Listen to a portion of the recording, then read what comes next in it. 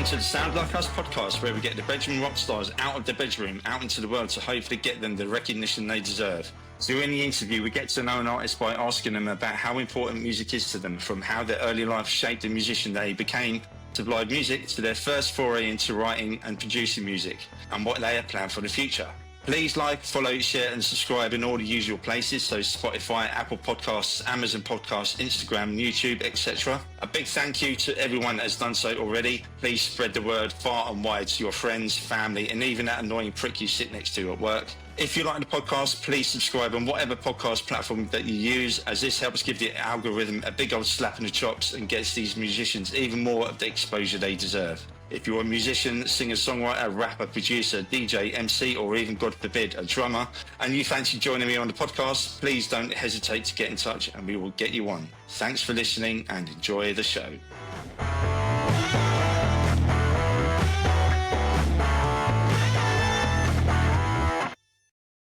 Welcome to Sounds Like Us podcast, and to today's guest, Nick Corbin from New Street Adventure. Nick, welcome to Sounds Like Us. Thank you for coming on. How are you? Yeah, very good, thanks. Cheers for having me. That's great. Right, so let's start by having you tell us a bit about yourself. I'm a singer and songwriter, run a band called New Street Adventure, which we released 2 albums on acid jazz. The first one 2014, then one 2017. Then the band kind of went on hiatus for a bit, but we've come back and just released our 3rd album last Friday, 29th of August. Oh, very cool. Right, so how did the music your parents listened to influence you while growing up? I think I didn't realise how it influenced me until I got to my kind of late teens.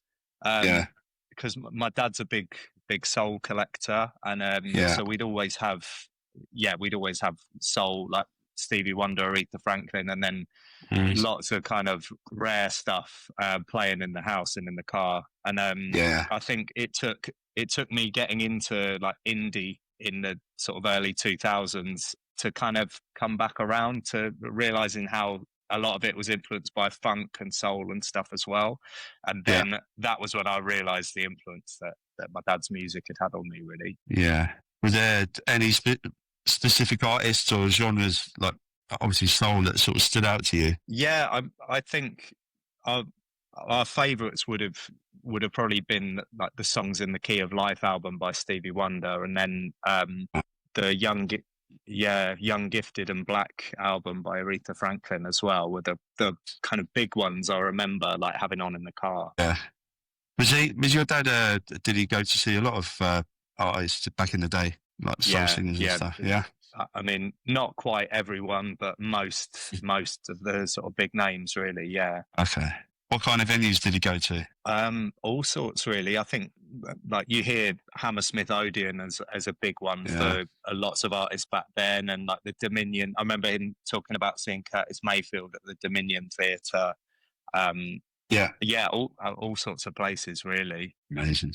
So, whereabouts are you from yourself? I was born in London, but then my parents moved to East Sussex, so I grew up in a place called Uckfield, so not far from Brighton. Yeah, I know Uckfield a little bit because I'm a train driver. We a part of the company I work for, we drive down to Uckfield, so I've heard of it, definitely. Okay. Yeah, I've had many good times on that train line when I was growing up. Yeah, the old thumpers, the diesels. Yeah. When they're running.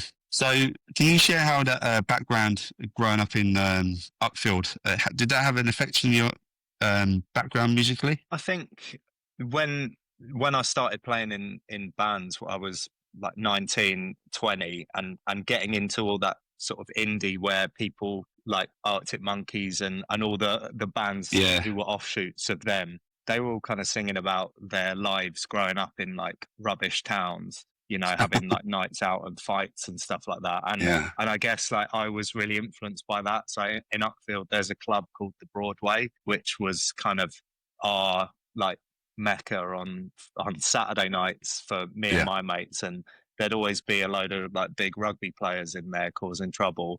And so, some of my early songs I'd write about kind of skirmishes and stuff that we'd had with these people. But that's probably about the and then I think there were a few songs about like wanting to escape that environment as well.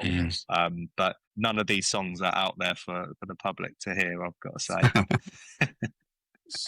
Yeah, sometimes when it's your earlier songs, you think, I just want to keep that in the drawer somewhere. Yeah, but I can kind of relate to what you're saying about growing up in a place that you want to get out of, because I'm from Croydon, and you probably might have been there, I don't know, but it's definitely an experience growing up here. the kind of place you want to get out of, and so I definitely relate to that. Are there any sort of experiences you remember in your hometown growing up that helped shape you as an artist? Gigs that you went to, any collaborations or anything like that? Yeah, I mean, when I was about 14, a few of the boys in my form started playing guitar and playing in bands. They I think there'd be like a school concert every term or something. Yeah. One concert singer was away, and I just offered to do it. And I think I was probably 15 by that point. So the first song I ever sung on stage was "For Whom the Bell Tolls" by Metallica.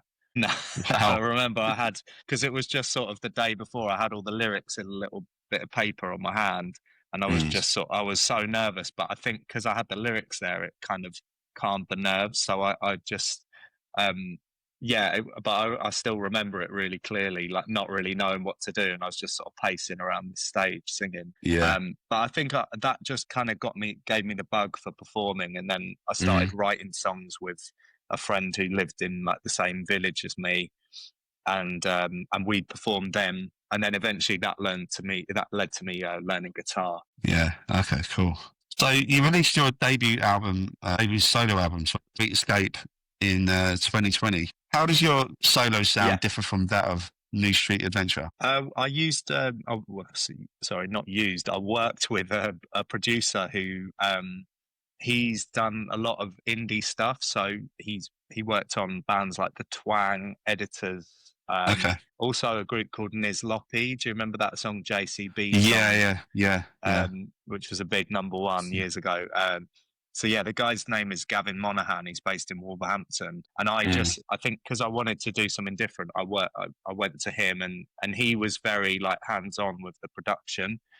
So I think it's like I'm really proud of that album, but it's very kind of in its own niche. I think the songs are very strong, but it's not a soul album. It's a kind of indie-ish singer-songwriter album with a bit of a like funk influence. So yeah, it is actually very different, I think. Okay. So was the title "Sweet Escape" a reference to getting out and spreading your wings? I suppose so. Yeah, and it was also kind of about there was a friendship that I'd had, which had broken down, and there were a few songs on that album which kind of related that as well. So Sweet Escape, and then the last track, which is called Can't Say Goodbye, and then a couple of others within that record as well. But yeah, I guess it was a kind of that breathing a sigh of relief and being able to kind of do your own thing for a bit.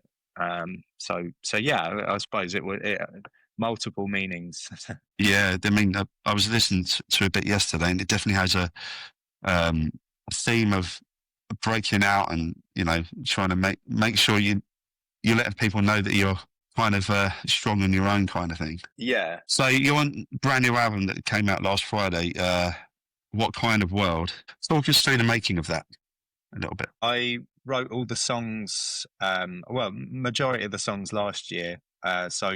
New Street Adventure, we did we reformed for like a 10th anniversary of our first album last year, and it went really well. So I thought that the songs that I was writing at the time would work really well as a New Street Adventure album. So I make all my demos at home, so on Logic. So I kind of play everything myself, and then we take the demo into the studio and sort of embellish it with the guys who play with me. So so we like use my vocal as a guide track, and maybe some of the other bits like MIDI parts that kind of give the song energy, so that we've got something good to play along to. But we recorded Okay. all the drums, bass, and stuff live, like as a band. So I think it's got that like tightness to it. But Yeah, it's definitely got and that. then we had other days in the studio, like where we do.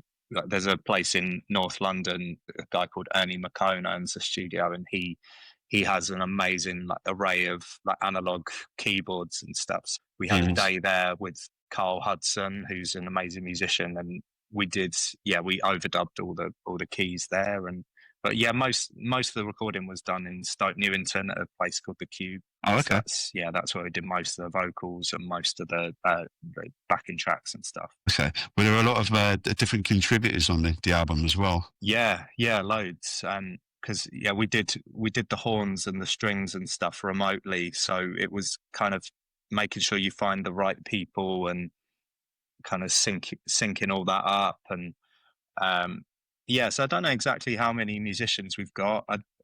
I think with backing vocalists, I ended up using probably 6 different voices in the end. So there are 3 female and 3 male backing vocalists on the track, on the album. Sorry, and then I like that contrast. I think it meant that we could play around with the backing vocals and make them more of an instrument on this album. So that was good fun. Cool. So I remember reading in your the biography that you sent me, it says that your experiences of fatherhood have had an impact on the making of the album. Tell us a bit about that. So we had our son, he's 2 years, 8 months. He was born end of 2022. Yeah. The first, I'd say 6 months I found really, really difficult mentally. I struggled I think the first month or so, I really struggled to form a bond with him because he didn't need me, and then I sort of wrote a couple of songs about that and about what it was like just when I felt things were kind of going well, I'd then have to go out to work, and then when I come back, it was like he didn't know me again. So that's what track 2, Get You Back, is about that. And then I wanted it to be the positive side of it as well. So once I started to enjoy it more and feel a bit more comfortable in my own skin, there are songs like Busy With My Baby, which are more joyful really, and it's about how you don't have to worry about anything else because you've got this amazing new love in your life. And then the title track, that I wanted there to be some element of social commentary on the album as well. So and lots of people you hear, they don't want kids because they don't want to expose them to this world that we're all living in, social, political and environmental kind of hell that is portrayed a lot. That's kind of about that, and trying to introduce some positivity there as well. Yeah. It's again, it's something I can relate to because I've got 2 young girls, that twins. They're 4. Just started school this week, and like you're saying, when they're first born, it's really difficult to form a bond. And doing the shift work I do, come back after a week of late, they're like, who's this person? So I can definitely relate to that, and you struggle as a man. It is a struggle. Yeah, good. Yeah, it is. Yeah. I think you're just not prepared for that the first time. And we've actually just had our second. We had a daughter like 3 months ago, and I found it so much easier this time. It's not that it's easy, but there hasn't been any of that panic or anything because I kind of felt like I know what to expect. But having 2 at the same time, that's full on, man. That's that's a proper baptism of fire, isn't it? My poor wife. But going back to what you're talking about, bringing them into this crazy world, especially when you've got young daughters as well, you've got to kind of think about the kind of world that they're going to be facing, the pressures that as fellas we never had to experience growing up, and it's tough. It's very tough, but it really is, and I think all you can do is sort of guide them and hope that they'll understand that they need to play some part in changing things, however small that is. I know that's kind of might be wishful thinking a little bit, but you just hope Yeah. that this younger generation, you can nurture them into being a good person, you know. Yeah, completely. Is there a specific piece of music that takes you back to another time or place? Yeah, I mean, there are several, but one in particular, there's a song by Curtis Mayfield and the Impressions called Wherever You Leadeth Me, which I remember my dad introducing me to the Impressions. I got into Curtis Mayfield before that, and then him showing me all their 60s work. And this song in particular was his favorite.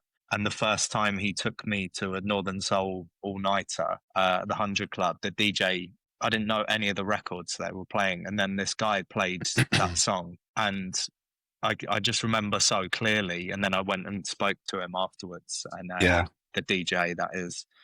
And then, I ended up writing a song about that experience. Okay. Which is called the Big AC, which is like my dad's nickname, and that's like our most popular song, and we still play it. So that song in particular really takes me back there. Yeah, it would do, and like especially when it's something that involves your dad, it resonates a bit more, doesn't it? Definitely. Who would you say are your main influences? Curtis Mayfield, obviously, but then I really got into Bobby Womack after that. I think I remember my dad had a old Bobby Womack tour T-shirt that I used to wear when I was little, and I remember thinking it was like a nice sounding name when I was younger. Yeah. And then when I sort of rediscovered the soul music in my late teens, early 20s, Dad sent me a big kind of mixtape really of Bobby Womack stuff. And I just got really into him, and I just love his delivery and his songwriting, and the fact that he's slightly under the radar perhaps compared to some of his contemporaries. But he's always been a huge one for me. Yeah, I do like Bobby Womack. I'm a big fan of you've been on the Robert Elm show. You've been on there a couple of times. I heard you were on there, was it last Friday, I think? I was, yeah. Yeah, I listened to that, and he plays Bobby Womack quite a lot, and Just My Imagination is one of my favourite songs that I've gone to recently. Brilliant. Right, a random question for you, which wasn't on the list that I sent you. If you could take anyone to any concert in history by any artist, who would you take? What gig would that be, and why would you take that person to that gig? Do you know what? I really wish that I'd got tickets for Oasis just now. I know that probably sounds a bit kind of obvious one, but I suppose maybe not, because I've been talking about soul, but I'm really gutted that I didn't try harder to get a ticket. Yeah. And I would have loved to have gone with my wife. That I know that's really seems really soppy, but she really wanted to go as well. And it seems like everybody that we knew went. And it seems like this moment in time and this kind of crystallization of this journey that I remember buying What's the Story, Morning Glory, when I was about 7, and I loved it, and I never saw them before, so just to have kind of completed that circle and seen them this time round, I think, and I don't mind where it would have been great to see them in Manchester, I suppose, but did you go to any of them? Yeah, me and my wife, we got very lucky on the ballot when it was, I can't remember when it was. It was September last year. It came out, and it got through in a ballot, and it just selected the first 4 tickets that came out just to make sure we got in. Yeah. And I told my wife where we were sitting. She goes, "What did you pick them seats for? Right at the back of the stadium. They're shit." So, well, we just want to make sure we get in. But the view wasn't bad. It was an incredible day. Yeah. Richard Ashcroft, listen to his songs in a massive stadium, thousands of people singing it. But when the band came on, it was, I could not have imagined it being better than that. Yeah. It was like you say, a real full circle moment, because I've been into them since I was 14 in 1995, and just a real full circle moment, and a lot of people felt it. I reckon they're going to come again. I reckon they're going to extend the world tour. So you never know. Yeah. Yeah. I Well, think I'll definitely, if they do, I'm definitely going to try and get them this Yeah. time. we're feeling there's new music coming from them. Right. So, what was the first piece of music that you ever wrote? It's a song called Watch Me Go, which was about, I took a year out after school finished, and I've got family in New Zealand, and I went to stay with them on my own. And I just remember my mum and dad and sister taking me to the airport, and I'd not been away before, and it just felt like this big moment, sort of going over to the other side of the world on my own. Yeah. I went for 4 months. It wasn't that long, but it felt like a big deal. And I wrote a song about that, and it was kind of like a bit of a soul-y kind of jangly indie song. Yeah. But it's still kind of means a lot to my family, I think. Yeah. I mean, that's a hell of a journey to make when you're so young, especially, on your own. Yeah. What was it like? What was it like?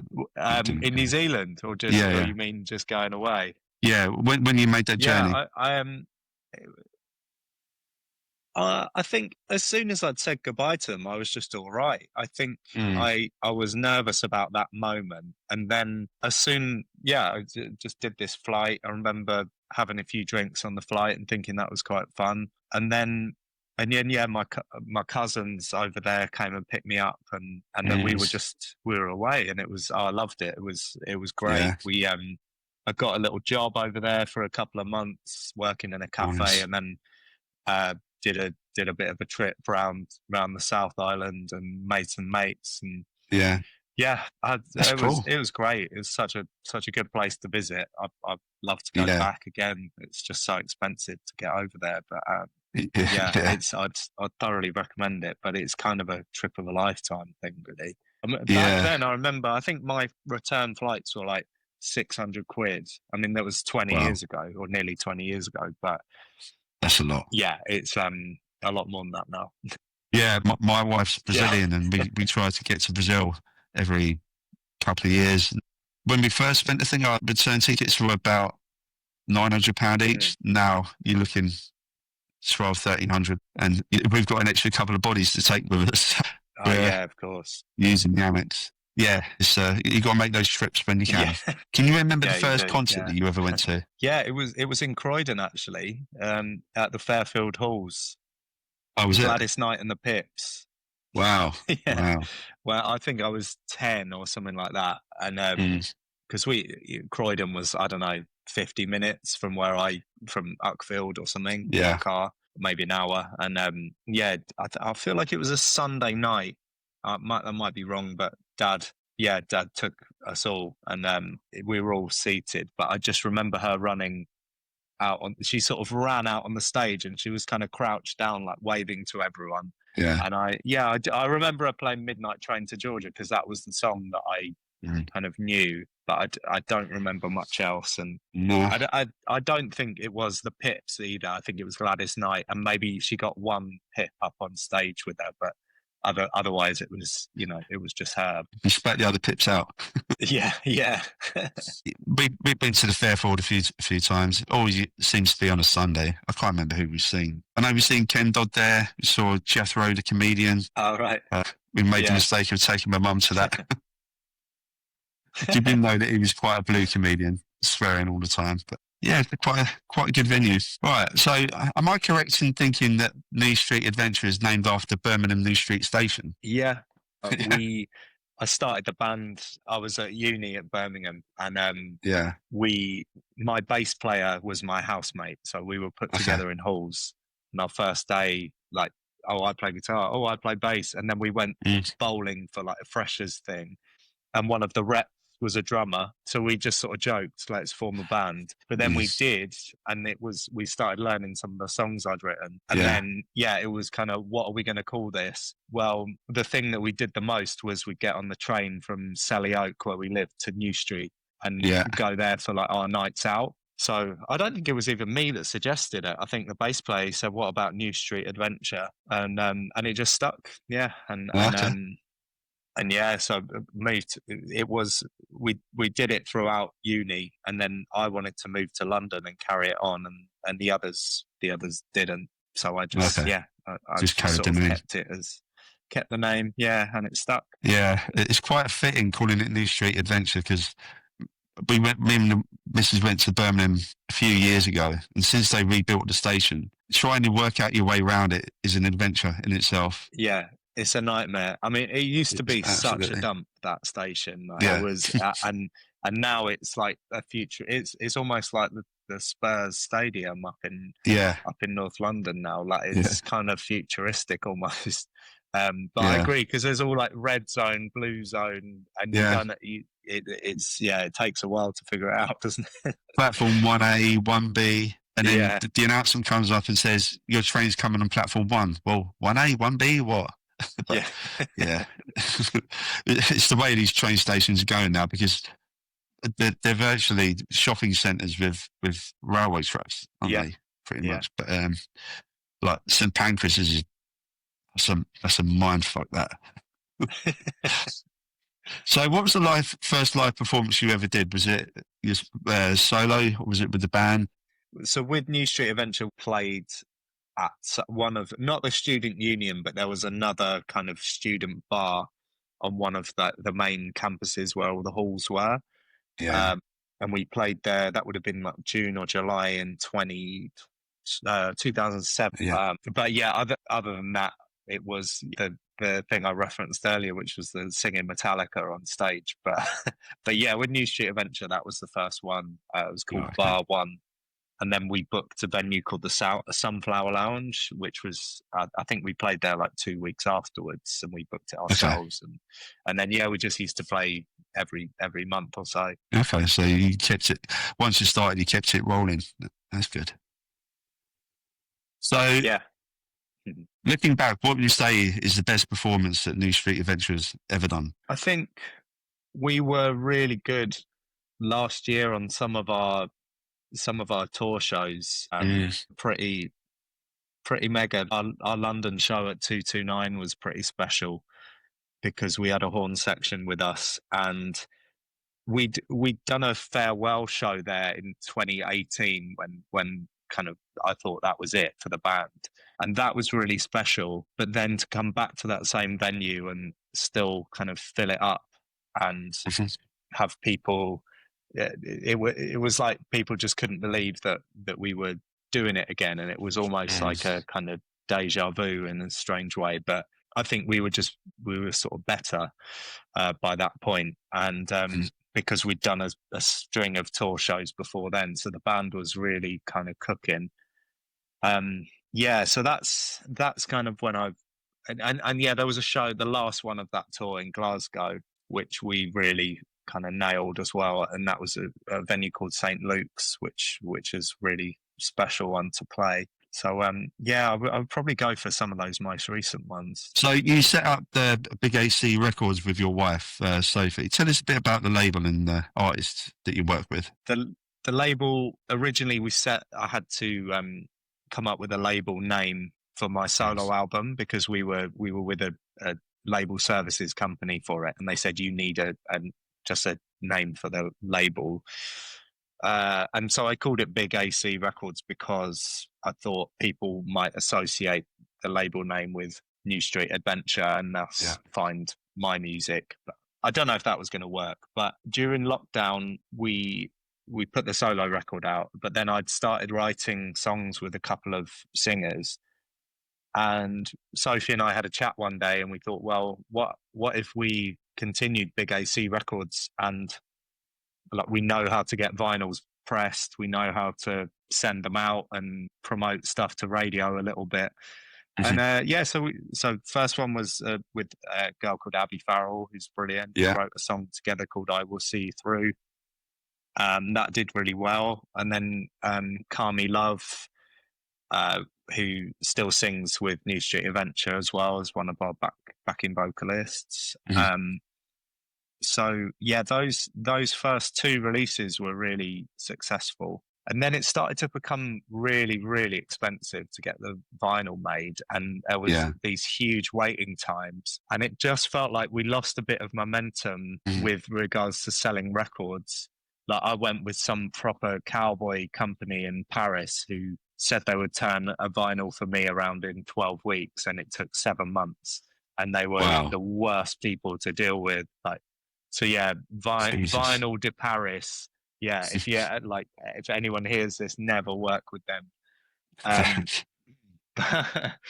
But yeah, so that became difficult. But then we had this idea to take the singers that we'd been working with out on the road. So we did what we called the Big AC Soul Review. So we had Abby Carmi and then my friend Emma Noble, who I'd also written a couple of things with. And we had a backing band, and we thought, let's take it on tour. And we all sung sort of 4 or 5 songs each, and then did backing vocals for each other. So all 4 artists were on the stage at the same time, and that was a really exciting time, actually, because it felt like we were really building something, and we were doing something that nobody else was as well. So those shows were really good fun. But yeah, and then it kind of took a backseat when we started having kids. So yeah, the label. Yeah, I mean, I'd love to do it again, but it's just so hard to. I've just been focusing on New Street Adventure the last year or so, and yeah, I just haven't had time for anything else. But yeah, Sophie and I both love to get it going again. Yeah, it just feels like artists sort of need to stick together a bit more and like play together more. And yeah, there's strength in numbers, I think. Yeah, I mean, guess, you know, since the pandemic, you know, a lot of people are grouping together and working together to get things working, especially with a lot of venues closing down. And yeah, you know, people are working hard to keep the scene in London and the rest of the UK going, you know. And is it easy to find new soul acts in the UK in London? No, I don't think it is. I think, well, definitely not in. It's not easy to find people who are open to collaboration, I don't think. And I do understand it, because if one of your songs does well, then you've got to split the songwriting royalties with somebody else, then that's tough. But I don't know, I always used to be really precious about writing on my own, but now I've realized that writing with other people, you learn a lot more, and that person might mean that you get played on the radio, you know, which you wouldn't if you were just writing yourself, or that kind of thing. But yeah, I think people should be more open-minded to collaborating and compromising a bit more on their music, perhaps, and just actually being proactive and getting stuff out. But yeah, it's difficult. You know, we were kind of asking. We wanted the acts we were working with to be in a very kind of, you know, the niche of, if you put this record out on vinyl, we know who's going to buy it. So yeah, it is difficult. Yeah, definitely. But once you get back into the scheme of doing it again, it'll all fall into place, hopefully. Yeah, I think so. So is there a particular venue that stands out to you as a favourite place to perform? I love the 100 Club. It's a special place. We've always just had great gigs there. I don't think the sound system is the best. Like, I've been to some things there which aren't very good, but then there are some of the sound engineers that work there are just amazing and know exactly what to do with it. But it also comes down to the bands as well, like making sure they work with the sound engineers to get the best possible results. But I just think it's one of those rare places that actually has an instant atmosphere that when you walk in, you're kind of blown away. You know, there's all the history on the walls, and it's iconic, I think. The other place where that I think is really special is the Broodnall in Leeds, which we played last year as well, and that's got 2 venues. Again, it's just we were just sort of hanging out in the pool room, like before our gig, and we just made like all these friends, just all these kind of lads, and we were playing pool with, and they ended up coming and watching the gig afterwards, and that's a really special place. But for me, it's the 100 Club. It's got a lot of history for me, I think. Yeah, for a lot of people, definitely. Right, another random question. If you could save 5 albums by 5 other artists from a burning building, which 5 are you going to choose? At the moment, it would be there's a band, I don't know how to pronounce them. I think it's the Delines, or some people say Delines. They're like kind of country soul-y band from America. An album called The Imperial, which is Okay. really amazing. Facts of Life by Bobby Womack. I would go for I Want You by Marvin Gaye. Yeah. Main Street People by the Four Tops. And then what's the other one? It's tough, isn't it? And it always changes, I feel like. I really like the latest one by Joanne Jones in the Indications, actually, Flowers. I think that's got a really lovely vibe to it. So yeah, I'll pick that. That's a good 5. That is a very good 5. Right. What is your favourite all-time song of yours to perform live? Be that solo or New Street Adventure? It has to be the Big AC, just because it almost feels like a kind of cheat code. Like even if we've had not the best gig, and if the room's a bit kind of not frosty, but taking time to warm up for whatever reason, we play that at the end of our sets, and everyone goes home happy. And it's the joy that it seems to bring to so many people. I'd be surprised if I ever write a song that does that again, but I don't mind.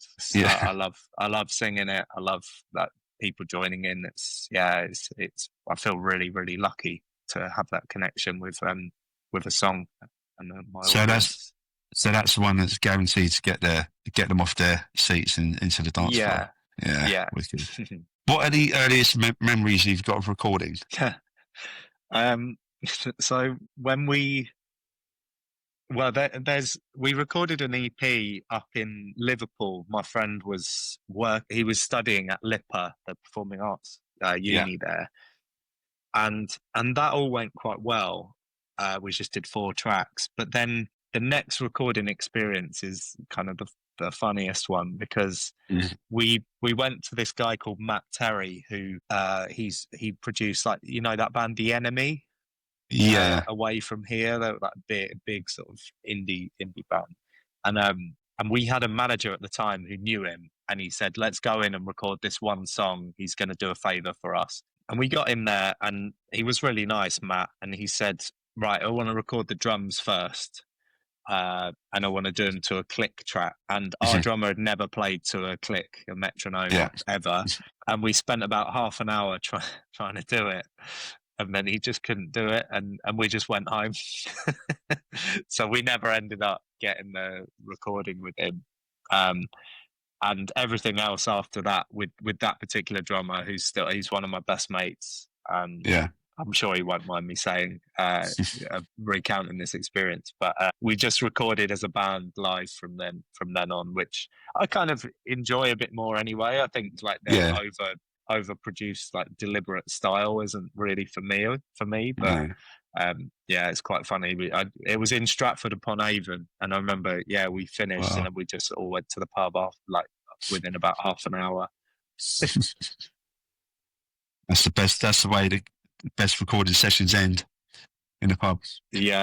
So how do you record now? Do you record at home? Have you got a home studio, or is there places you go to? I've got a sort of basic setup at home where I can just do my demos. So I just use like a drumming software and then I'm all right at bass, so I kind of set up the groove sort of as close to how I want it. And then a bit of keyboards, and then I do all my vocals at home. But then we usually just go into the studio and replace everything. There was a song on the latest album where I just couldn't better the vocal that I'd done at home, so so we kept that in. But yeah, mostly we'll redo it all in the studio. That's cool. I wish I had a recording studio at home, but we've only got a little flat. And I've only can use GarageBand on the MacBook. It's about as good as it gets, really. Yeah, well, that's. I just do it, you know. It's definitely not a studio at the moment. It's a baby changing table on the desk. So I haven't done any recording at home for 3 or 4 months. But I'll get it back soon. Yeah, well, I'm having to record this in our bedroom because the wife's in the other room working. Bit tight for space in here. So, is there a track of yours that carries a deep personal meaning for you? Yeah, lots of them really. I think the on the latest album, the final song's an acoustic one called "When I See You with Him," and it's inspired by seeing my mum like playing with my son, and my mum's been unwell for quite a long time, Oh, sorry. and she's sort of managing it, you know, but it's kind of the song's just looking at the joy that it brings both of them to spend time with each other, but that it's got that kind of bittersweet thing that where you know that it's not going to last forever, maybe. Yeah. It's a kind of a complicated feeling, but Yeah. that one's really really special to me. Yeah, that would be. Yeah. Can you think of a piece of music that made a major impact on you as a teenager, and it's something you've carried on through adulthood? I think there's a Bobby Womack song, "Home Is Where the Heart Is," which is a cover that he did, and a name of an album as well. Mm. And that one, like at uni, I went through various stages of being kind of quite depressed, and I remember Dad Yes. sending me this Bobby Womack kind of mix tape, and at the time I wasn't very happy, and I remember getting this CD, and the first track was "Home Is Where the Heart Is," and it's always meant a lot to me, that song, because Yeah. it's like a really joyful piece of music, and there's something really comforting about it as well. And I think I've always tried to be really personal and honest in my songwriting from listening to artists like that. You know, so Yeah. even though it was a cover version, I didn't know that at the time, but there was just something in his delivery and the way he sang it. So yeah, We've all got kind of songs that connect with us on that level. Mine would be "Rocking Chair" by Oasis. And those first lines, "I'm older than I wish to be. This town holds no more for me. All my life I tried to find another way." And sort of harks back to what we were talking about earlier about, you know, wanting to get out of the place that we were in.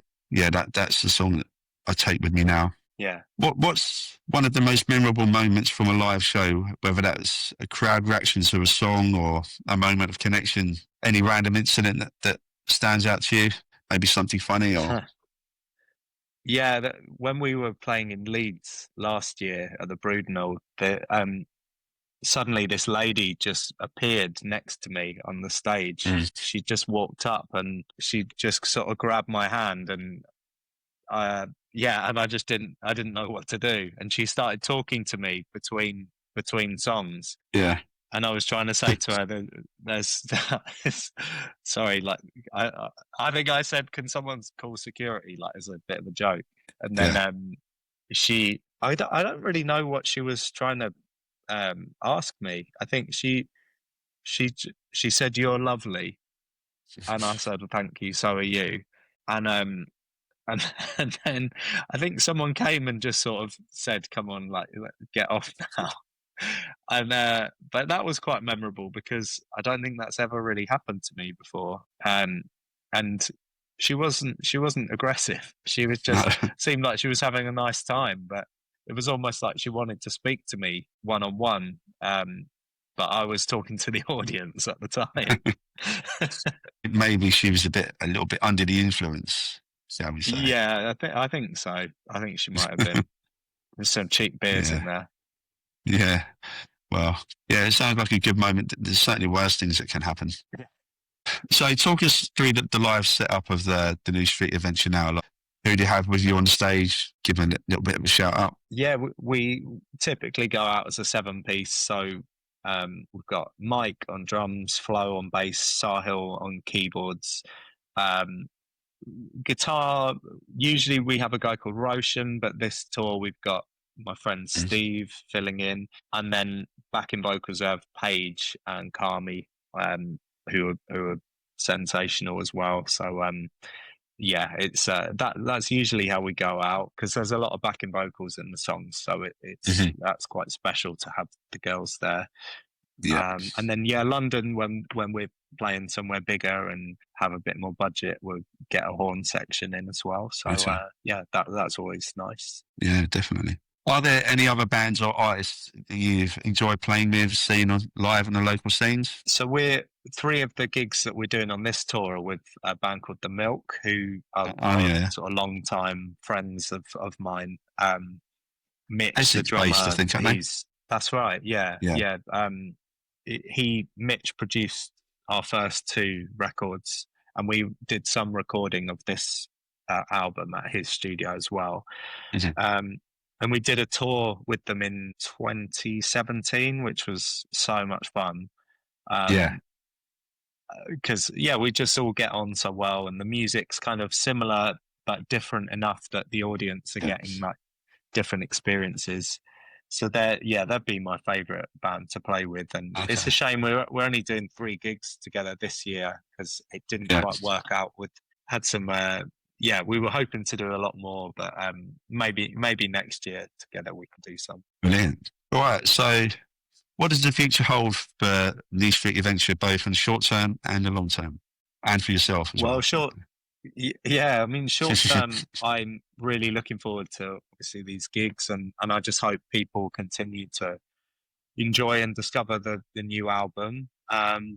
We'll have a few more gigs early next year, and then next year after that, so probably May, June, there's another project which I'm launching, which I can't really say too much about yet, but that'll become apparent kind of early next year, I think. And then I'm going to start on a new Street Adventure album. I'm actually kind of thinking I'd like to do, based what we were saying earlier about co-writing, because this album I've written everything myself. This is a call out to anybody who's up for contributing some songwriting. Cool. I think that's what I'd like to do next time, and just sort of continue the adventure, and get another album out in maybe early 2027 or sometime around then. Yeah, cool. Look forward to that. Right, and that brings us to the end of the interview. Have you enjoyed it? Brilliant. Yeah, thank you. Yeah, I hope I didn't waffle on too much. No, you're brilliant. It's brilliant to have you on. I appreciate you taking the time out of the day, and even though you've got grocery deliveries and other things going on, it's really appreciate it. Right, so do you want to? And thanks for. It's okay. So, do you want to tell people about the gigs and tours coming up? And so we're in Bury St Edmunds tonight, which it probably isn't going to be any good for anyone listening to this. We're at Manchester Band on the Wall on the 26th of September. That's with The Milk. And the night after that, the 27th, we're in Stroud at the Subscription Rooms with The Milk as well. And then 14th of October is our big show at Scala. So that's something we're really looking forward to. It's the biggest venue that we've headlined, and we've got a great band supporting us from Manchester, actually, called the 745s. So they're coming down for that. So we hope that everyone's going to get their tickets for that one, and we'll be playing a big old set. Style of King's Cross. So that's in support of the album that came out last Friday. What Kind of World? That's right. Yeah. Right. So how can people reach you online? You've got socials, you've got a website and stuff like that. Yeah. On Instagram, the best way is at Nick Corbin Music. There is an account at New Street Adventure as well, but my Nick Corbin Music is where I kind of update mostly. And then Nick Corbin and New Street Adventure on Facebook. And then we still have the website Big AC Records as well, where people can. There's information about New Street Adventure, and then all the other stuff that we've done too. Brilliant. I'll add all those links onto the post when I've finished the episode. So please like, share, follow, and subscribe to Sounds Like Us podcast on Instagram and YouTube. and Spotify and all the rest of that sort of jazz. Right, and finally to play us out, do you want to introduce your new song? Yeah, so I mentioned this one earlier. It's a song I'm really proud of. It's called Busy with My Baby. All right, so to playing us out, it's Nick Corbin and New Street Adventure with Busy with My Baby. Nick, it's been a real pleasure. I really appreciate it, again, taking time out of your day to come on. Thank you very much. You're welcome. Thanks for having me.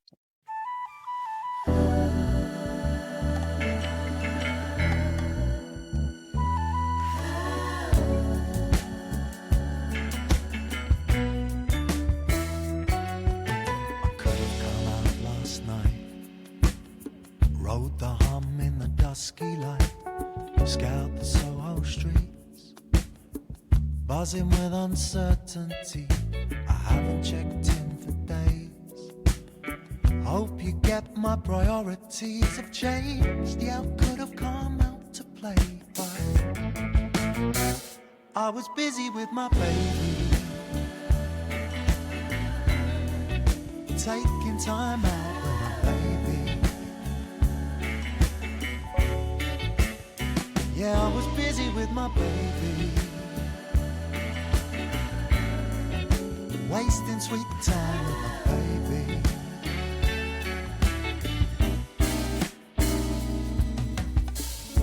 I guess I missed a lot, besides the half that you forgot.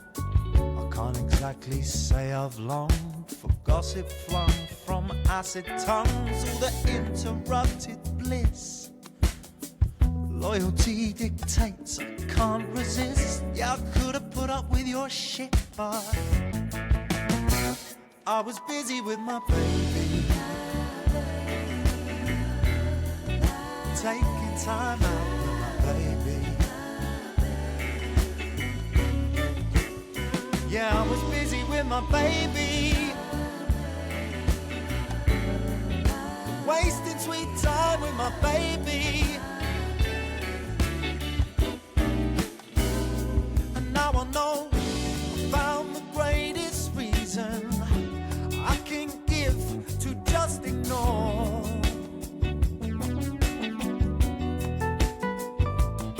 all the pointless, useless, endless questions. Where have you been? What are you living for? You can be sure I'll be busy with my baby, taking time with my baby. Yeah, I'll be busy with my baby, every day wasting time with my baby, with my baby.